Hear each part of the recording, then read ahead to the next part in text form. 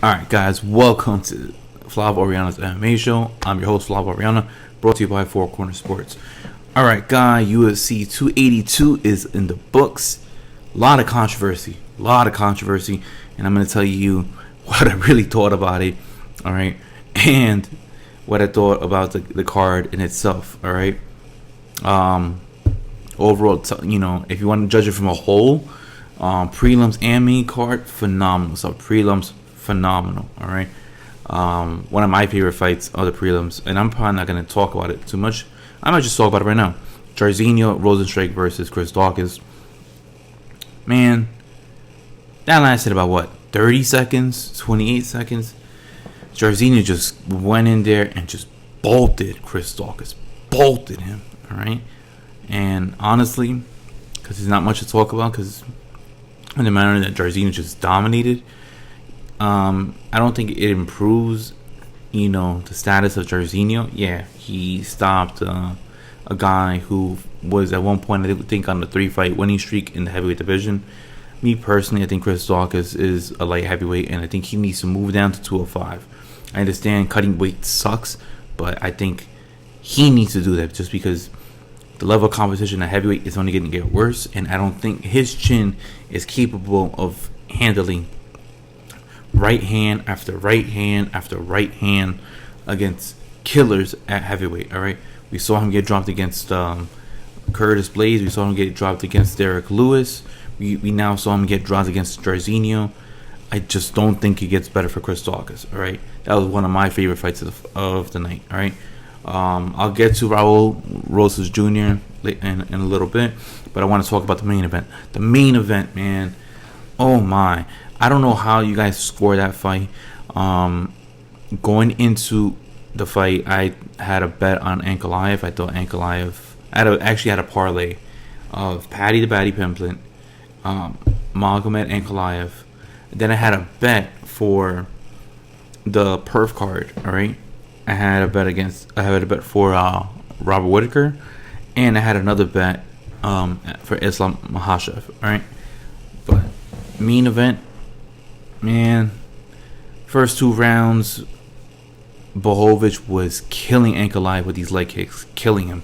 And I know Ankalaev was trying to put it on a poker face, but at some point he just was like, I can't, disguise the fact that I'm hurt. Blachowicz was just drilling kicks into the shins, shin on shin actually, onto Ankalaev, and Ankalaev was just badly getting hurt. He had to switch stances numerous amount of times, and then causing himself to not being able to fight the fight that he wanted to.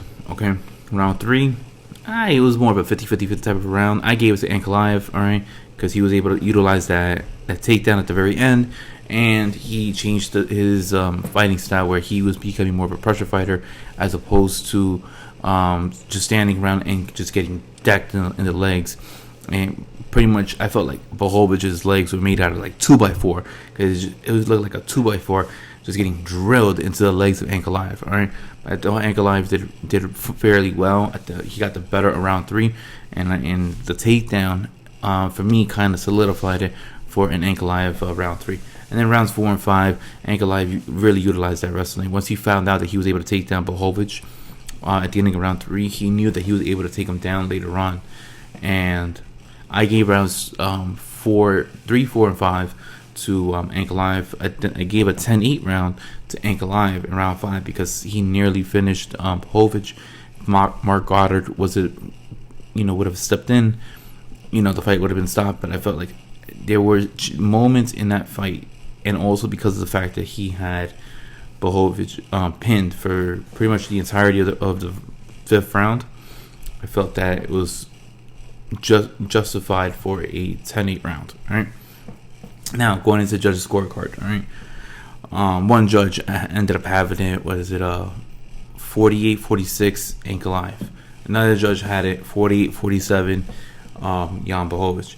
And then another judge ended up having it, 46-46 or something along that, as a, split draw decision.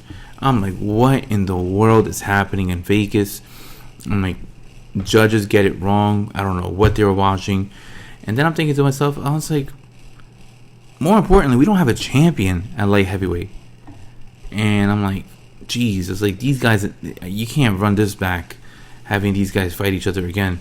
I just feel like it wasn't justified. I feel like it should have honestly been Glover versus Jan. That would have been a much more compelling fight. Nonetheless, Glover would have been able to fight somebody that he already had beaten, and Glover had said that he believes he has one more fight left in him, and he wants to just go for one more title run as UFC champion, right? Man, the MMA gods, I don't know if the judges were just like, you know what, let's just give this a tie. I don't know what the third judge was looking at, but that was not a split draw decision. That should have never been scored as a draw on that third judge. That should have been an Ankalaev victory. I understand if you want to give it to Jan Blachowicz, that's fine. All right. But to me, the difference is how'd you score that fifth round and how'd you score that third round. If you want to give it a 10-8 round for Ankalaev, that's fine. If you want to give it a 10-9 round, that's fine. Actually, I'm sorry. If you wanted to give it the fifth round, the third round to Ankalaev, that's fine. If you wanted to score so the third round for Blachowicz, that's fine. What we cannot dismiss is the fact is that Ankalaev did win rounds 4 and 5, and fifth was a 10-8 round. All right, it was a 10-8 round by the criteria that the UFC ends up having. Okay, now what's next? Dana White, luckily, he had us hyped because they announced the UFC 283 card that was going to get headlined by Brandon Moreno versus Davis Figueiredo Part 4. All right, yeah, you had Neil Magny versus Gilbert Burns, Lauren Murphy versus Jessica Andrade. All right, Shogun is fighting. All right, I don't know who the hell he's fighting, but he's fighting on the main card. And the UFC's Dana White was like, you know what, I'm gonna book it. A vacant light heavyweight title fight is on the line as Glover Teixeira faces Jamal Hill. I'm like, whoa, Jamal Hill? I was like, yo, he was supposed to be fighting Anthony Smith.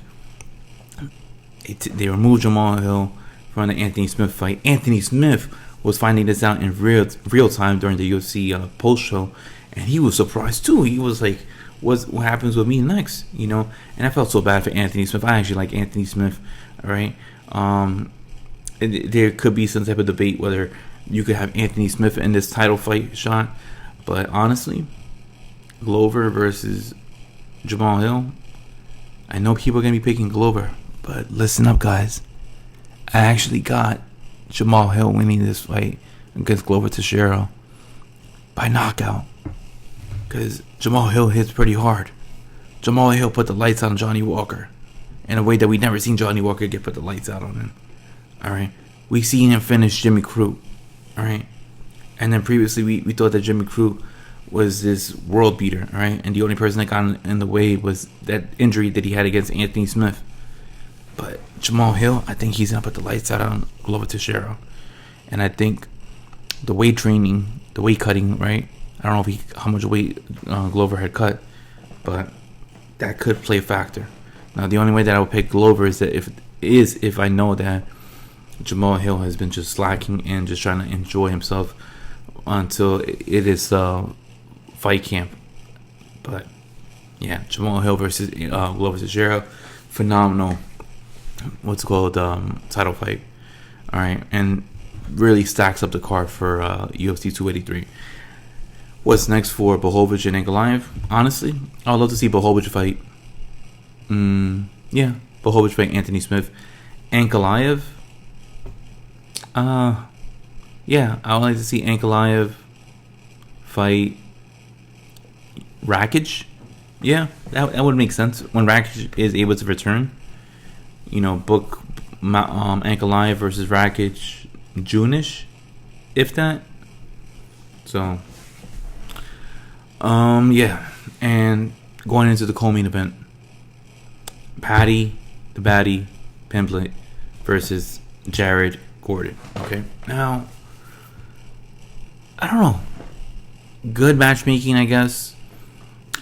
To me, it wasn't a real co-main event. It was just the second fight from the top, and we saw people wearing the blonde wigs. We saw people scream Paddy the Baddy, right? Yeah. We saw Portnoy and stupid Big Cat, in front row supporting Paddy the Baddy. But what I could say is this: we now know what we have with Paddy the Baddy. This man is not fighting for a title at any point in his UFC career. I feel like we solved a lot of answers. We understood that, hey, you know what? The man beat Jordan Levitt. The man beat Kazula Vargas. The man beat Luigi Venderimi. All right? Those aren't world beaters. Actually, Jordan Levitt, to me, was more of a step up than any of those other two fighters. But Jared Gordon was a significant step up compared to all three fighters, right? Combined. Jared Gordon is a veteran. The man was like the CCFC champion. The guy has some pedigree. The man has some good boxing, good wrestling, right? Nothing of a top 20 lightweight. The guy is more of a, give or take, a top 45 lightweight. And the fight itself, I gave round one, right? Round one was nothing but a Jared Gordon of a round. Round two, you could have given it to Paddy. He threw more. I mean, a lot of them were blocked. A lot of those shots were blocked, and Gordon was just, putting up his guard. But round three, I don't know what the hell Jared Gordon was doing. I agree with Dana White. I agree with some of these pundits when they say that game plan that Gordon ended up displaying in round three, pathetic in my opinion. Holding him against the wall, similar to what Merab ended up doing to Jose Aldo. I don't like it. I hate when fighters do that. You're coasting. You're trying to sell it off that you're actually trying to do something when you're not really trying to do anything. You're just trying to hold on to him and hug him for 5 minutes. Do something, all right? People were pissed off about that. I would have been pissed off too if I was in attendance, and I just felt like Jared Gordon, yes, he did win round three in my eyes, but I feel like he didn't do anything significantly to try to boost up his stock. I think this was a perfect opportunity for Jared Gordon to actually be something, okay? And I think Jared Gordon just fumbled the bag. Yes. Gordon took the fight into the scorecards of the judges, and like I said before, and I'll say it again, do not leave a fight to the judges. Don't force a fight into decision. Finish the fight yourself so you could solidify that victory, so there's no debate whatsoever. What did Jared Gordon do? He just held up Paddy Pimblett, right? And then he took it to the judges' scorecard, and then they said unanimous decision. I'm like, all right, so we're going to get a 29-28 Jared Gordon. No, we ended up getting 29-28 Paddy the Baddy Pimblett. And I'm like, what in the world is going on with these judges over here? Messing up the main event. I mean, that didn't happen in my eyes at real time. But I'm like, what are the judges seeing? I was like, dude, they need my contacts? You want me to give you my contacts? No. All right. Judges clearly didn't see the correct fight. But I'm thinking to myself, the one thing that came out of this is that, yes, Paddy the Baddy did end up winning. But we finally know what in the world he is as a fighter. He clearly isn't, somebody that is well off to possibly compete for a title in the next couple months. The man clearly has some limitations. The man clearly can only fight up to a certain caliber. And you know what? I don't think that he has the ability to ever get inside the top 5. But you know what I will say? The man has that it factor, and people are just gonna watch him fight, and that's just something that we're gonna have to accept, whether you're a Paddy fan or not. All right. Me personally, if I'm the UFC, I'm holding Paddy the Baddy off until International Fight Week.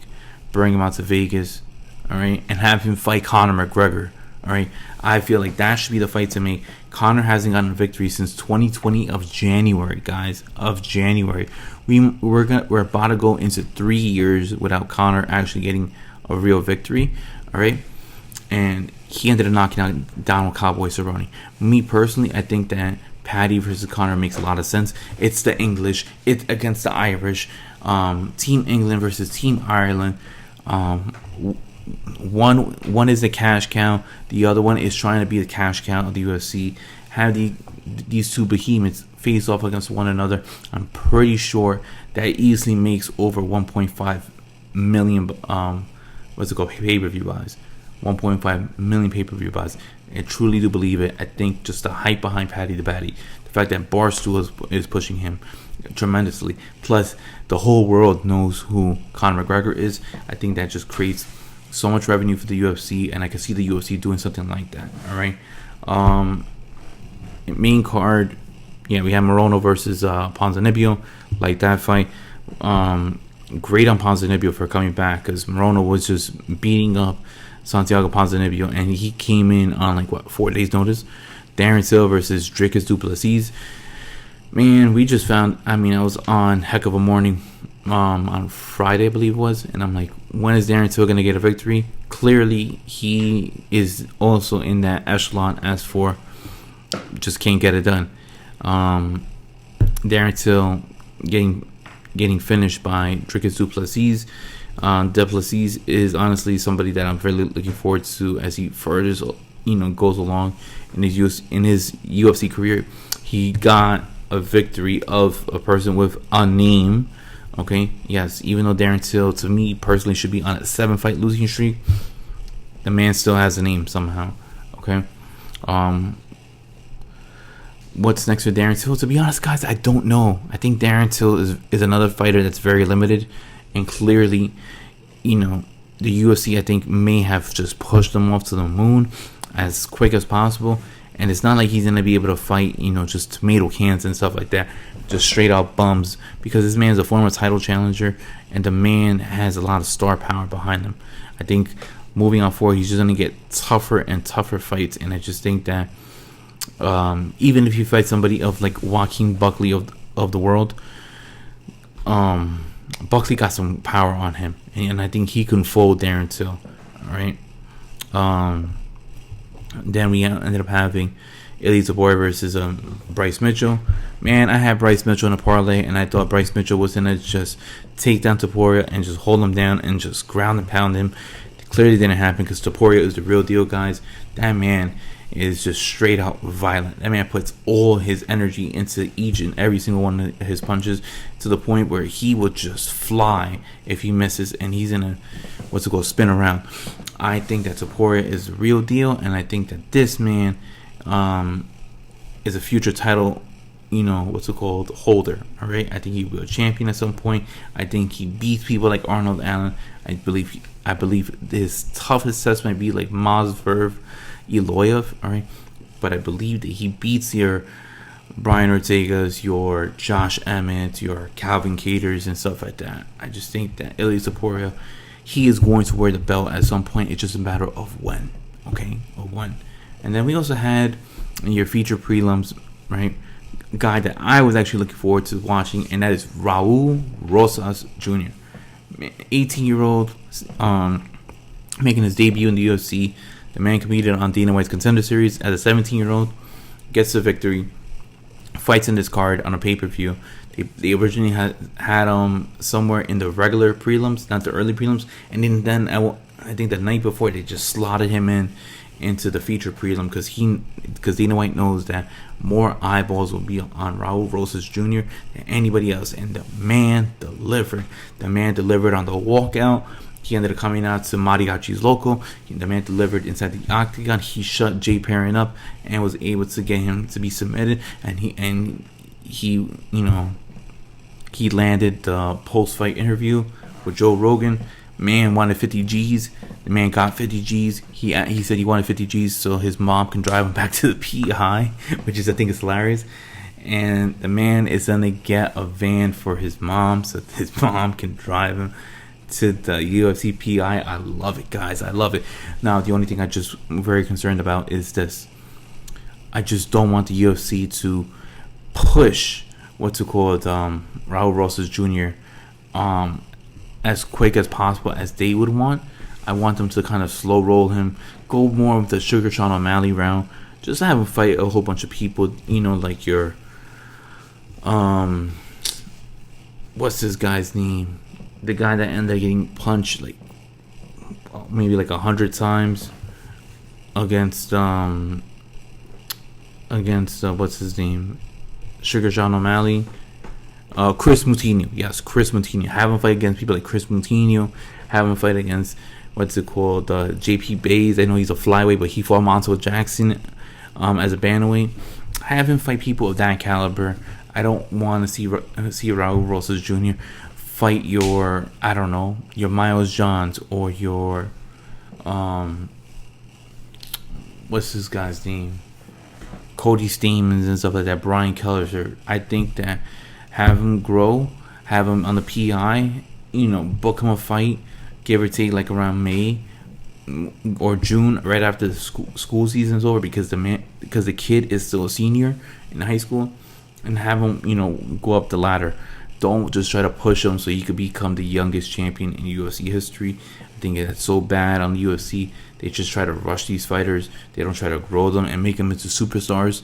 But I think Raul Rosas Jr. could be a future superstar. The kid is still raw. He's still raw, and I don't know too much what he's able to do. What I clearly know is this: wasn't scared of the spotlight. The kid has grown man strength, and the kid has some type of a spunk. But yeah, guys, that's all I wanted to talk about. Thank you for tuning in to Flav Oriana's MMA show. That concludes everything on the UFC 282 recap, my reactions, and my analysis. Next week, Sean Strickland versus Jared Cannonier to close out 2022's final UFC card. Until then, guys, I'm Flav Oriana, and then I'll see you guys next time. Peace, guys. Have a good one. See ya. Have a good night.